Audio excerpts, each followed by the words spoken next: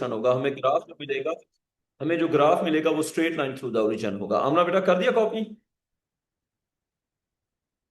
बेटा नंबर जी three, sir. Number three बेटा, अगर y जो है वो x की जगह x के स्क्वायर के साथ डायरेक्ट प्रोपोर्शन है, उस केस में क्या होगा? तो उस केस में जो है हमारे पास हो जाएगा ये,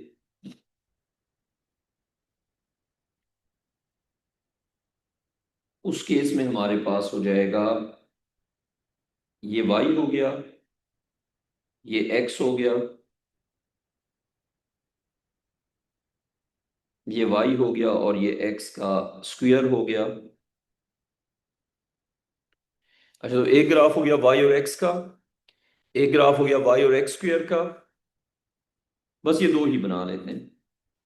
तो y और x का अगर ग्राफ बनाते हैं तो इसमें पता है सोचना क्या है, y जो है वो डिपेंड कर रहा है x के स्क्वायर पे, y जो है वो डिपेंड कर रहा है x के स्क्वायर पे, ठीक है।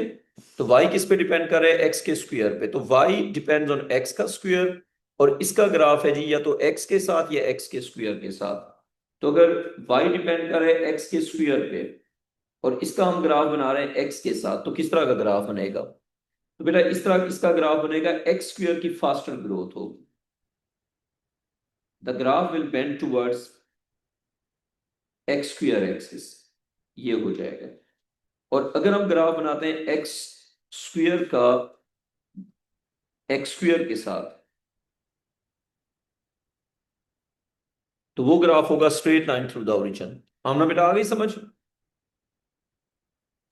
जी सर, आगे। ठीक है बेटा, कॉपी कर ले फिर आगे चलते हैं। बेटा हो गया कॉपी?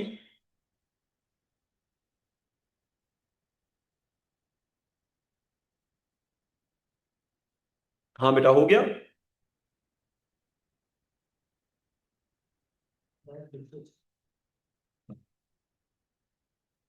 अच्छा जी, अब इसके बाद ये ग्राफ किसका हो गया? y proportional to X square. Number four पे आ गए बेटा, y इज प्रोपोर्शनल टू, एक काम करें ना, अगर तौकीर भाई हैं तो उनको जरा बुला के लाएं। वो पता है क्या, हम यहाँ पे फिर सेटिंग ठीक करते हैं ना, मसला उसमें कोई नहीं है। फिर पता है क्या, फिर हमें यहाँ पे सेटिंग ठीक करनी चाहिए। हाँ हाँ, अटेंडेंस रख दें। तौकीर भाई अगर हैं तो उनको कहें मुझे मिल लें। अच्छा, y is proportional to under root of x. Amna बेटा लिख दिया? आमना बेटा अब इसमें अगर जी आपसे सर। पूछा जाए कि what do you think about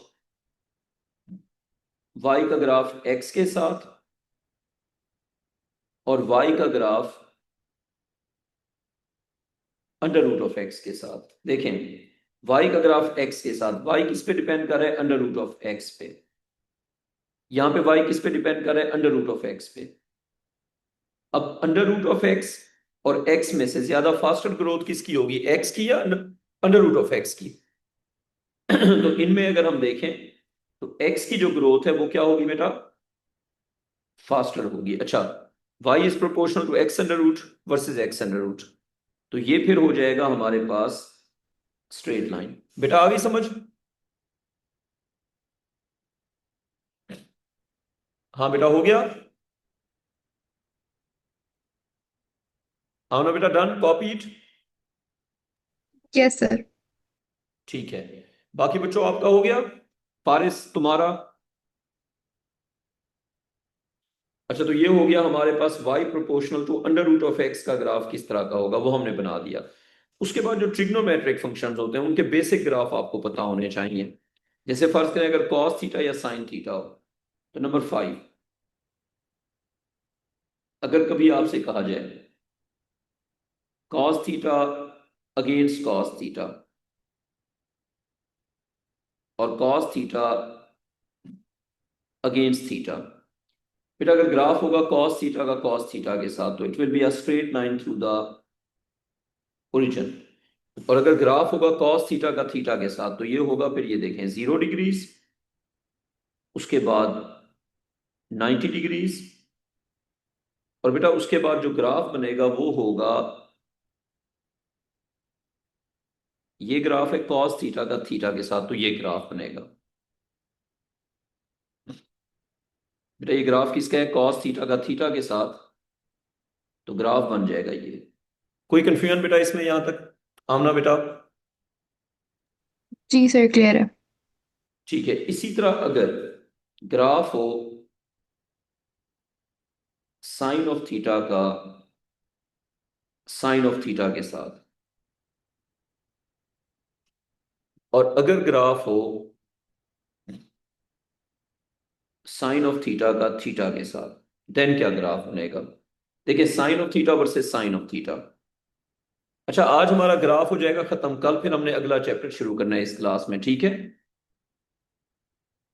पर सर अगला कौन सा चैप्टर है? अगला चैप्टर मैंने ग्रुप में मैसेज किया हुआ है, मैं दोबारा कर दूंगा, मैंने पूरा सीक्वेंस मैसेज किया हुआ है। ठीक है? ये काइनेमेटिक्स है ना? ये वाला? हाँ, ये कैनेमेटिक्स है ना। अच्छा, अब ठीक देखिए, है sir. Sine theta against sine theta, it will be a straight line through the origin. अच्छा, अब साइन थीटा वर्सेस थीटा, ये 0 डिग्रीज, ये फिर हो गया 90 डिग्रीज। तो ये 0 से 90 तक it will go on to increase. बेटा आती है समझ? आमना बेटा, क्लियर? जी सर। अच्छा, ये हमने यहां तक ग्राफ बना लिया। अब हम कुछ सिचुएशन जो हैं उनके ग्राफ बनाता है।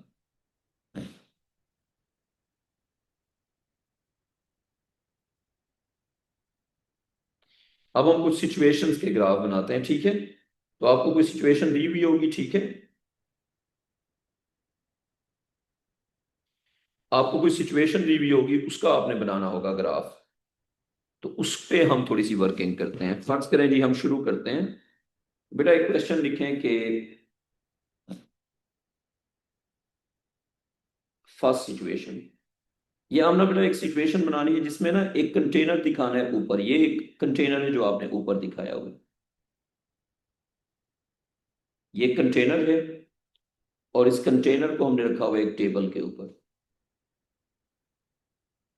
बेटा इस कंटेनर को हमने लिख रखा हुआ है एक टेबल के ऊपर रखा हुआ है। और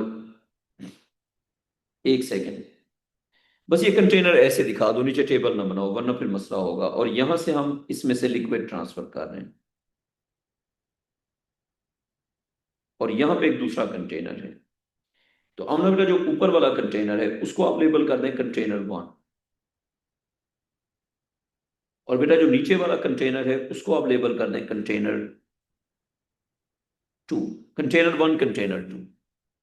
अच्छा, अब जो ऊपर वाला कंटेनर है उसमें भी लिक्विड है, और बेटा जो नीचे वाला कंटेनर है उसमें भी लिक्विड है। ठीक है? अच्छा, अब इस लिक्विड को कह दें लिक्विड 1, इसको कह दें लिक्विड 2, और लिक्विड को ट्रांसफर होता हुआ दिखा दें। आप लिक्विड को इसमें ट्रांसफर कर रहे हैं। सिचुएशन समझ आ गई बेटा हमना?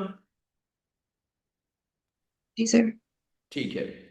अबीर बेटा, आई थिंक आपको सिचुएशन समझ आ गई होगी। अब आपने ग्राफ क्या बनाना है? बेटा आपने ग्राफ बनाना है, लिखें वॉल्यूम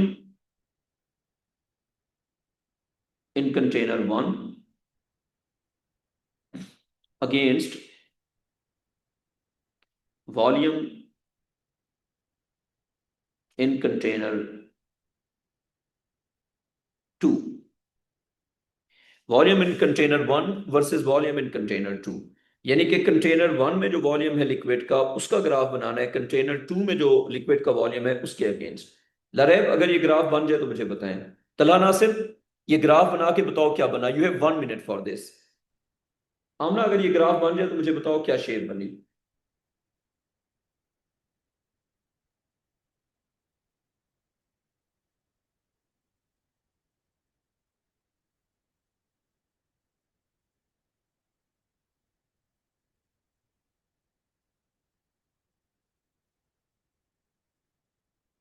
हाँ बेटा।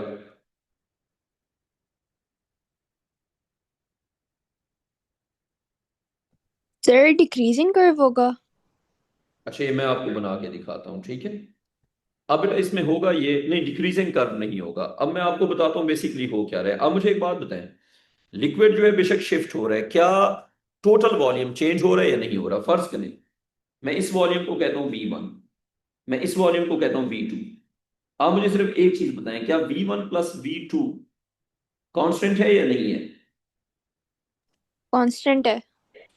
तो ये जो ग्राफ या सिचुएशन है, इसमें आपने एक चीज समझ लेनी है, we have two variables whose sum is constant. ये ग्राफ जो ये किसको रिप्रेजेंट कर रहा है? Two variables. ये ग्राफ है बेटा टू वेरिएबल्स का, two variables whose sum is constant। तो ये एक ऐसा ग्राफ है जिसमें हमारे पास है टू वेरिएबल्स, और उन टू वेरिएबल्स का सम क्या है बेटा? कांस्टेंट है। ठीक है, आ गई समझ? तो two variables whose sum is constant, तो इस केस में पता है क्या होगा? आपने ये बात समझनी है। फर्ज करें अगर हम V1 और V2 का ग्राफ बनाते हैं और V1 को अगर सब्जेक्ट बना लें, V1 is equal to negative V2 plus constant. अब आप इसको पता है क्या करो, इसको आप समझो y is equal to m x plus c. क्या समझो? y is equal to m x plus c. हमने बेटा जो स्ट्रेट लाइन की इक्वेशन होती है उस तरह सोचो। तो देखो, ये हो गया y, ये हो गया x।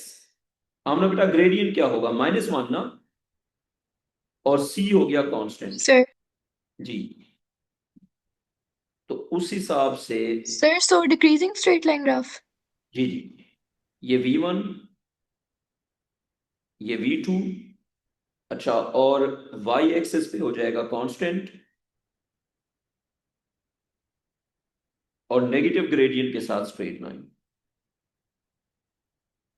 और बेटा नेगेटिव ग्रेडियंट के साथ स्ट्रेट लाइन। तो it will be a straight line with negative gradient. हमने बेटा कोई कंफ्यूजन इसमें? No sir. अच्छा, अब ये बात समझ लें कि जब दो चीजों का सम कांस्टेंट होगा तो इस तरह का ग्राफ बनेगा। आपको मैं एक और क्वेश्चन देता हूं इस तरह का। नंबर 2 लिखें बेटा, नंबर 2 लिख लें क्वेश्चन। नंबर 2 क्वेश्चन ये है कि, क्वेश्चन नंबर 2 बेटा, क्वेश्चन नंबर 2 बेटा ये है कि लिखें P is equal to P1 plus P2। P is equal to P1 plus P2। P is constant, P1 and P2 are changed keeping P constant। हम P1 को भी चेंज कर रहे हैं, हम P2 को भी चेंज कर रहे हैं, लेकिन हम P को क्या रख रहे हैं? हम P को कांस्टेंट रख रहे हैं। तो आपने ग्राफ बनाना है P1 का P2 के साथ। हाँ बेटा जल्दी से, क्या ख्याल है बेटा? Sir straight line with negative gradient. हाँ, अब आप यूं भी सोचें, देखें, फर्ज करें अगर हम P1 और P2 की वैल्यूज को लिस्ट करते हैं समझने के लिए सिर्फ सोचें, जब P1 को हम जीरो करेंगे तो P2 क्या होगा? जब P1 को जीरो करेंगे तो P2 जो है वो P के इक्वल होगा। जब हम P1 को जीरो करेंगे तो P2 P के इक्वल होगा। अच्छा, जब हम P2 को जीरो करेंगे तो P1 जो है वो P के इक्वल होगा। जब इनमें से किसी एक को हम करते हैं P/2 तो दूसरा भी क्या हो जाएगा? P/2। आगे बात समझ? अगर हम एक को करेंगे P/2 तो दूसरा भी क्या हो जाएगा? P/2। ठीक है, तो ये चले गए। चलो, पता है क्या, असल में एक काम करें जरा, मुझे आप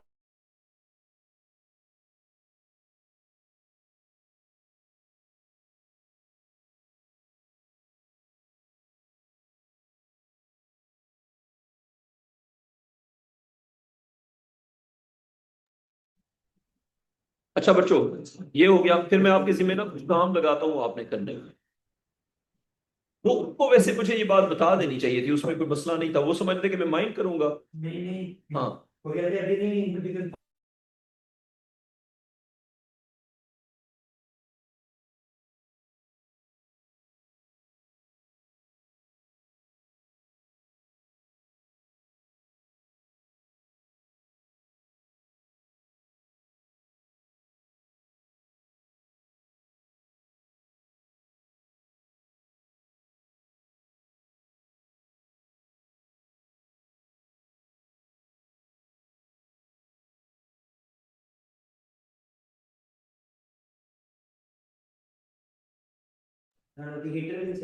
चलो चलो ठीक है। अच्छा देखो P1 P2, बस हमारा काम ठीक चले, हमें क्या मसला है। अच्छा ये बेटा इसका ग्राफ कैसे बनाएंगे, देखो जब P2 को करेंगे जीरो आना बेटा, तो P1 हो जाएगा P। आज थोड़ा सा रुक जाओ, साथ चलते हैं, फिर मेरी क्लास खत्म हो रही है 8:15 तक, साथ निकलते हैं। अच्छा P, अब अगर P2 को जीरो किया तो P1 P हो जाएगा, P1 को जीरो किया तो फिर P2 जो है वो हो जाएगा P। इन दैट केस ये ग्राफ बन जाएगा। आमना बेटा आ गई समझ। और एक और बात, Sir. जब इनमें से कोई एक होगा P/2 तो दूसरा भी क्या हो जाएगा, P/2। आइए समझ। अच्छा अब आ जाए नंबर 3 पे बेटा। नंबर 3 पे बेटा एक इक्वेशन लिख लें, V is equal to U plus A T. क्या इक्वेशन लिखनी है बेटा, V is equal to U plus A T. इसमें लिखें कि, अब रुके फिर डिस्कशन करते हैं, 8:15 पे साथ चलते हैं। इनिशियल स्पीड, बस 15 मिनट और है। Initial speed is kept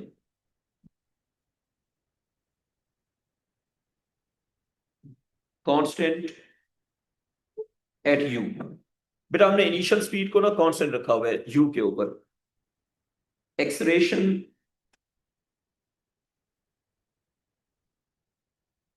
A is also constant. T is changed that results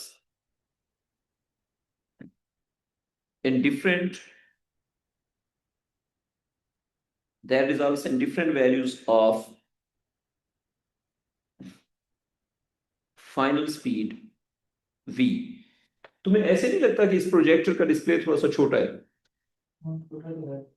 तो ये वही वाला प्रोजेक्टर नहीं है जो हम नीचे यूज कर रहे थे, तो सेम प्रोजेक्टर है, सेम है यार। इसमें साइज छोटा किया हुआ। नहीं प्रोजेक्टर वही है या डिफरेंट है? मुझे तो सेम लग रहा है। अच्छा बेटा ये लिख दिया यहां तक, तो प्रोजेक्टर वही वाला फिर चेंज करवा लेते हैं ना, वो वाला यहाँ लगवा लेते हैं। इसी को क्या है, पूरी साइज चेंज ज्यादा कर दो। इसमें सेटिंग चेंज करनी पड़ेगी, सेटिंग चेंज करनी पड़ेगी, मैं करता हूँ। अच्छा बेटा ये लिखो जरा। आओ ना बेटा, इसमें हम ग्राफ बनाते हैं, फर्स्ट करें v का t के साथ।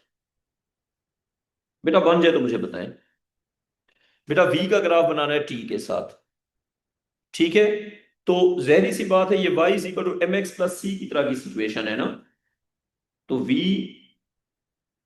Is equal to U plus A T. अब इसमें v जो है वो रिप्रेजेंट कर रहा है y को, t जो है वो रिप्रेजेंट कर रहा है x को। तो अगर हम लिखते हैं y is equal to mx plus c, तो क्या सिचुएशन बन गई, ये हमारे पास बन गया y की जगह v और mx की जगह at और c की जगह u, ठीक है। तो उस हिसाब से अगर हम देखें तो ये हमारे पास बन जाएगा, v का ग्राफ हमने बनाना है t के साथ, तो ये v और t का बनेगा ग्राफ। तो उस हिसाब से अगर हम देखें तो y इंटरसेप्ट हमारे पास u हो जाएगा, और v और t का जो ग्राफ बनेगा it will be a straight line, और स्ट्रेट लाइन का जो ग्रेडियंट होगा बेटा वो बन जाएगा a। कोई कंफ्यूजन इसमें? हाँ बेटा आ गई समझ आमना बेटा? Yes, sir. ठीक है जी, अब इसके चले जाते हैं आगे। अब आमना बेटा नेक्स्ट सिचुएशन, एक क्वेश्चन लिखें बेटा कि, लिखें P is equal to rho G H, ये इक्वेशन लिखते हैं। इसमें ये लिखें कि liquids of different densities, liquids of different densities are taken to different liquids of different densities are taken to different depths such that the pressure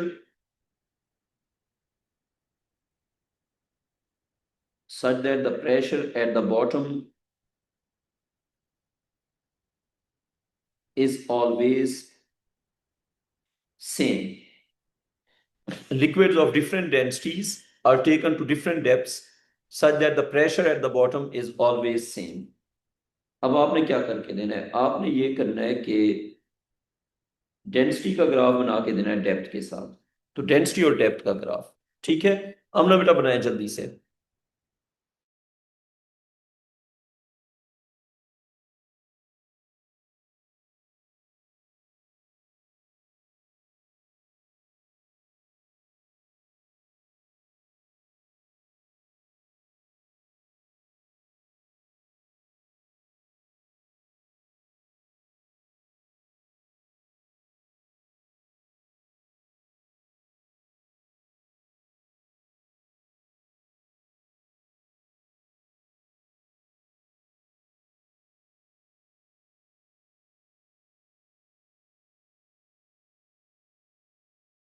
Sir, will it be a straight line? नहीं बेटा, it's not straight line. Basically ये जो graph है ना, ये है about constant products. आप मुझे ये बताएं, देखें क्या पी कांस्टेंट है या नहीं है? कांस्टेंट है ना। और जी भी क्या है बेटा? कांस्टेंट। तो हम यूं कह सकते हैं, देखें rho into h is equal to p over g. क्या हम ये कह सकते हैं कि rho into h is a constant? हम ना बेटा बताएं। तो ये यहां पे ना कांस्टेंट प्रोडक्ट की बात हो रही है। जब प्रोडक्ट कांस्टेंट होता है वो इनवर्स प्रोपोर्शन होता है। तो rho is equal to constant over h. In other words, they will get an inverse proportion. हमने बेटा आइए समझ। जी सर, आ गया। तो ये इनवर्स प्रोपोर्शन हो गया ना, ये हो गया। अब आपने दो चीजें इस तरह याद रखनी है। अगर तो हुआ कांस्टेंट सम, अगर तो हुआ कांस्टेंट प्रोडक्ट,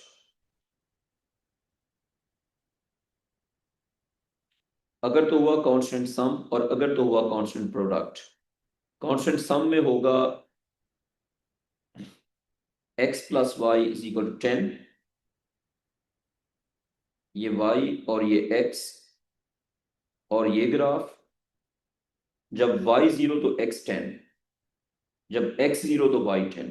बेटा आइए समझ। और जब होगा कांस्टेंट प्रोडक्ट तो उसको हम कहेंगे x into Y is equal to कोई भी कांस्टेंट। तो बेटा इस केस में फिर y against x inverse proportion. बेटा क्लियर या कोई कंफ्यूजन है इसमें? सर अब क्लियर हो गया, थैंक यू। ठीक है, कॉपी कर लें बेटा। कर लिया कॉपी? हाँ बेटा, हो गया कॉपी? Yes sir. अच्छा, अब एक नेक्स्ट सिचुएशन जिसका ग्राफ आप खुद सोचेंगे हैं। ठीक है, F is equal to m में cars of different masses are given, cars of different masses are given different accelerations to generate same force. Cars of different masses are given different accelerations to generate same force. तो आपने जो graph बना के देना है वो है acceleration का मास के साथ। और बेटा दूसरा ग्राफ आपने बना के देना है एक्सलेरेशन का 1/mass के साथ। हाँ बेटा आमना, सिचुएशन समझ आ गई? तल्हा, मरियम, बेटा बेटा एक बार खुद ट्राई करो। देखें, cars of different masses are given different accelerations to generate same force, यानी कि मैसेस भी डिफरेंट हैं, एक्सलेरेशन भी हम उनको डिफरेंट दे रहे हैं, लेकिन फोर्स सेम जनरेट कर रहे हैं। तो क्या हम ये कह सकते हैं कि m इंटू ए जो है, देखें एम ए है फोर्स के इक्वल, एम ए है एफ के इक्वल, ठीक है?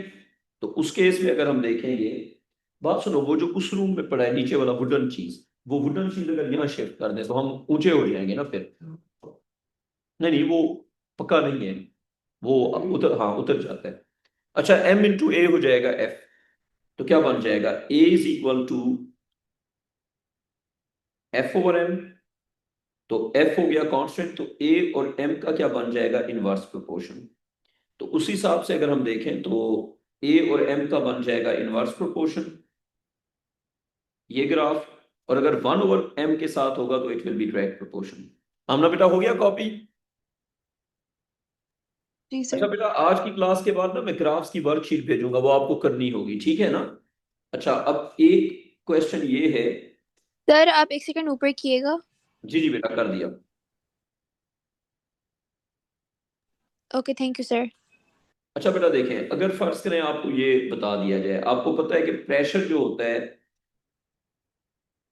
उसका एरिया के साथ इनवर्स प्रोपोर्शन होता है अगर फोर्स कांस्टेंट हो, इफ फोर्स इज कांस्टेंट, ये आपको बताया हुआ है। ये सिचुएशन है जो आपको दी हुई है कि प्रेशर और area have inverse proportion if the force is constant. आपसे ये कहा हुआ है कि आप ग्राफ बना के दें